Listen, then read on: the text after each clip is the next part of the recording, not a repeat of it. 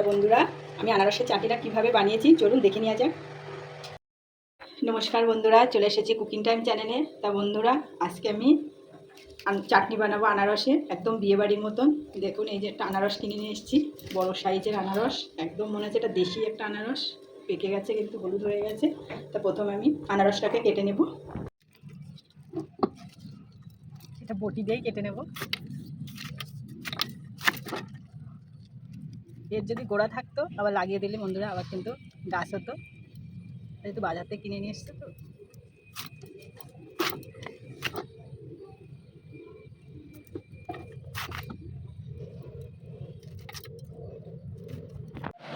তো এই যে দেখুন বন্ধুরা, আনারসটা ছাড়িয়ে নিয়েছি। এবার এরকম একটা কুড়ানি দিয়ে কুড়ে নিতে হবে। কালোগুলো একটু ফেলে ফেলে দিই। এগুলো সাধারণত সবাই চটি বলে, আমি ছুরি দিয়ে একটু ফেলে দেবো ভেতরটা।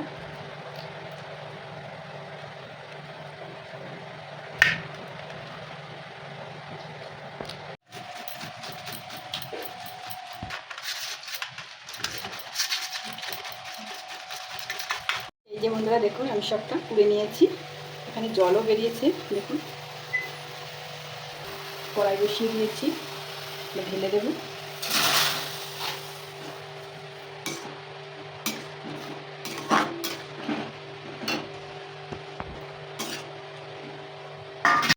এখানে দেখুন বন্ধুরা, আনারস থেকে এই যে জল ছেড়েছে, তাও আমি এতে আরেকটু জল দেবো, অল্পই দেবো।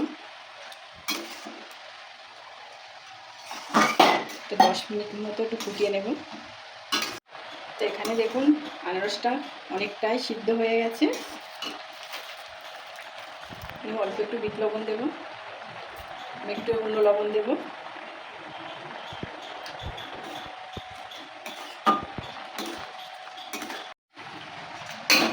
এখানে তো আনারসটা সিদ্ধ হয়ে গেছে বন্ধুরা। আমি এখানে আনারসের কিছু গোটা গোটা করে কেটেছি, দিয়ে দেবো, যেটা গালে পড়লে খেতে একটু অসাধারণ লাগবে, খেতেও ভালো লাগবে।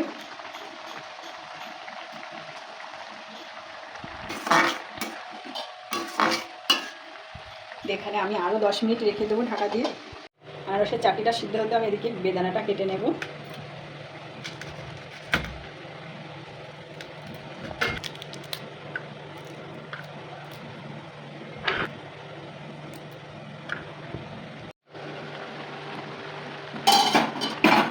এবার আমি এতে চিনি দিয়ে দেব। এখানে বন্ধুরা আমার 250 গ্রাম চিনি আছে। আপনারা যেমন মিষ্টি খাবেন তেমন দেবেন। একটু মিষ্টিটা, যেহেতু আনারস একটু মিষ্টি। তো বন্ধুরা, এই যে দেখুন, আমি যে চিনিটা দিয়েছি তার একটা ময়লা বেরিয়েছে, এটা অবশ্যই ফেলে দেওয়ার চেষ্টা করবেন, কালারটা ভালো আসবে। কিশমিশ দেব, কাজু দেব।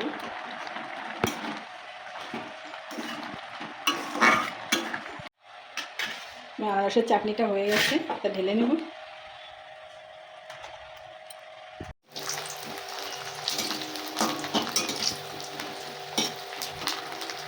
চাটনির সঙ্গে কটা পাঁপড়ও ভেজে নিলাম বন্ধুরা। এই যে বন্ধুরা, আমার আনারসের চাটনি। এখানে যে বেদানাটা ছাড়িয়ে রেখেছিলাম উপর দিয়ে ছড়িয়ে দেব।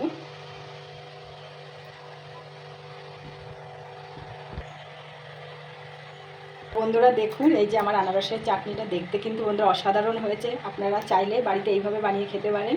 আমি কিন্তু একদম বিয়েবাড়ির মতনই চাটনিটা বানিয়েছি।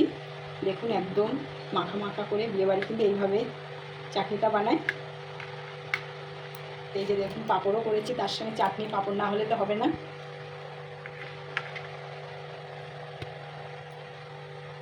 দারুণ হয়েছে কিন্তু খেতে।